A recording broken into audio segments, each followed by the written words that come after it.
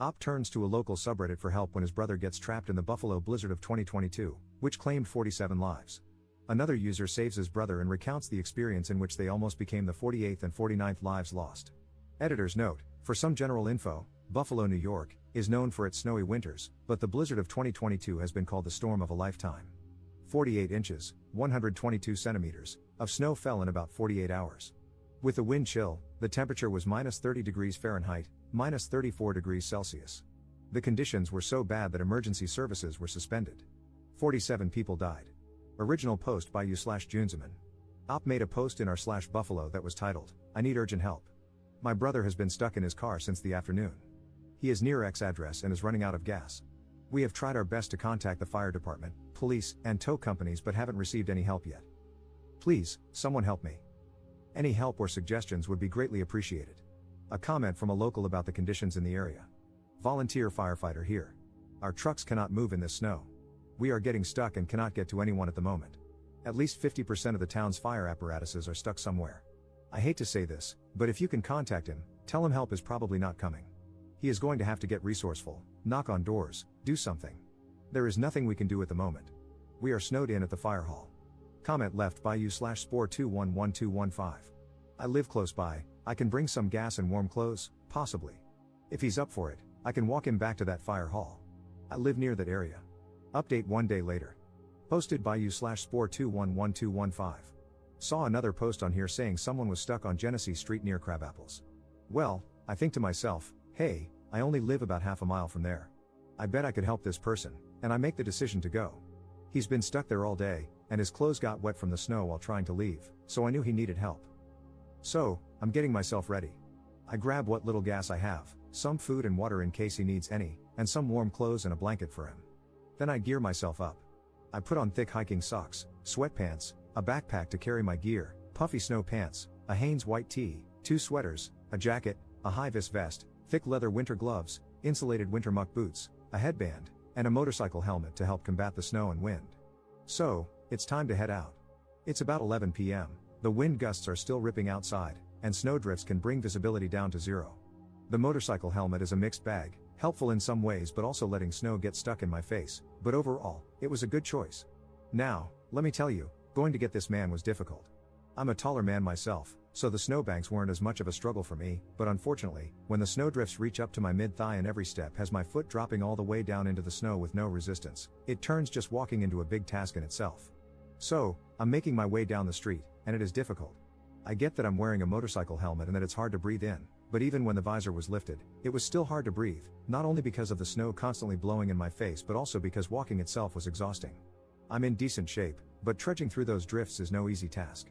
Eventually, I make it down my street and a few streets over, switching between easier and near impossible spots of walking along the way. I get to an automotive business, and their building blocks a lot of the snow, allowing me to walk like normal for once in a long while. I keep trekking, but now I'm near a main road without buildings as densely packed, so the snow drifts are blinding at points, and I need to focus on buildings and objects to know where I'm going. Eventually, I make it to the man's car after a good 40 minutes of walking, even though I only traveled 0.6 miles. So, I get to the car and give him some clothes because that's mostly what he was interested in. He didn't care for any gas, food, or water, but I made sure to offer it to him just to be sure. He changes and gets ready to make the trek himself with my help. After a few minutes, he's ready, and we're on our way. He says he talked with someone and has a house he can go to for warmth and safety for the night, about 0.3 miles away. Alright, sounds good, let's head there. We make our way there. The man is not well dressed for the weather, but you've got to work with what you've got. He has regular sneakers on, his pants, my snow pants that I gave him, the hat I gave him, the sweater I gave him, and his shirt underneath. He throws a blanket over his head as a kind of protection against the wind and snow. It's bad out. My tracks from just a few minutes ago are all but gone, but I know the way I'm going, so it's alright. We walk up the road to the cross street and quickly cross. It's hard to see or hear anything, so we can't really tell if a plow is coming, and we act fast to stay safe. Then we make it to the side street. Well, needless to say, that street hasn't been plowed in ages. Snow drifts reach near my chest, and with no paths available, it's time to trailblaze and make our own. We need to make it maybe 9 or 10 houses into the street, but with snow like this, we're barely progressing at all. I'm dressed for the conditions, so I'm only getting tired. The man I'm helping isn't doing great. Snow is accumulating on his face, and he occasionally falls into the snowbanks and needs to recover. When we get near houses that block the wind, we take a break and relax because we need the energy to make it to this house and can't give up. After more struggles, we eventually make it to the house, about 0.3 miles in 30 or so minutes. The person living in the house graciously lets us both in. I recover by warming up a little bit. The snow that accumulated on me just starts dripping and melting, which I know is a bad sign, so I make my stop short to avoid being drenched on my trek back. The man I helped is very thankful and gets comfortable and warm for the first time in hours. But I can't stay long, so I tell him I'm glad he is safe, thank the homeowner/renter, whoever the man that let me in was, and head back out. Now, I'm on my way back home. It's a few minutes after midnight. I made it about a mile in an hour, not great, but it is what it is. There's another 0.6 miles or so to go. My phone is getting caked with ice at this point, but surprisingly, it keeps working throughout the whole trip without any issues. Time to make my way back. I can actually see my trail this time, so I use my previous steps to try and make my walk a little easier. I'm starting to struggle but no, I can't stop. Eventually, I make it back to Genesee Street and see a front loader messing around with some snow, I'm assuming for emergency vehicle traffic. His windows are all iced over and fogged up, and I can't tell if he even sees me. I've got my mission, so I stay the hell out of his way and keep going. I give a wave and a thumbs up and continue making my way home. I cross Genesee quickly because now I know the plows are out, and I need to stay out of their way. Back in my neighborhood. My trail is gone, but I know where I'm going, or at least I think I do, so I keep making my way. I take a pit stop to call my girlfriend at home, letting her know I'm okay and all that jazz so she can relax. The phone call ends, and I continue on. Snow is piling up on my visor, and I've been constantly raising and lowering it throughout this whole trip. Fog and ice are really blocking my vision, so I essentially have to keep the visor up to see, only lowering it now and then to catch my breath or block the heavy snow gusts. My progress is really slowing, and my right leg is starting to hurt. Feels like I'm pulling something near my hip. Oh well, that's unfortunately not something I can dwell on while navigating the streets in a snowstorm. I keep making my way at a severely reduced pace and take a turn onto my street. Unfortunately, I was a bit exhausted and confused and made the turn one street too early, realizing it about halfway down. Weighing my options, I decide I can't really keep going forward without risking wasting even more time trying to get home. So, I backtrack to where I made the wrong turn and continue on the correct path. Eventually, I make it one street further and take the correct turn. I am getting exhausted, and my leg is really starting to bother me. No matter, gotta keep going. I hook a left and am on the final stretch home. The foot trail is gone again, so I'm on my own for making a path. The snow drifts are getting bad and extremely difficult to get through. I start counting my paces and can only make between 10 and 25, usually only 10, before I need to stop and catch my breath. Gotta keep going. That trail's on for a while.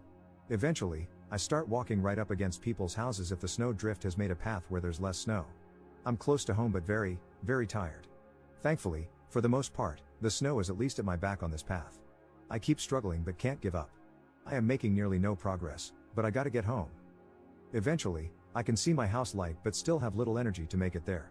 10 steps. 10 steps. 10 steps. I'm close. I see the last section of snow near my house. 5 steps. My leg is really hurting.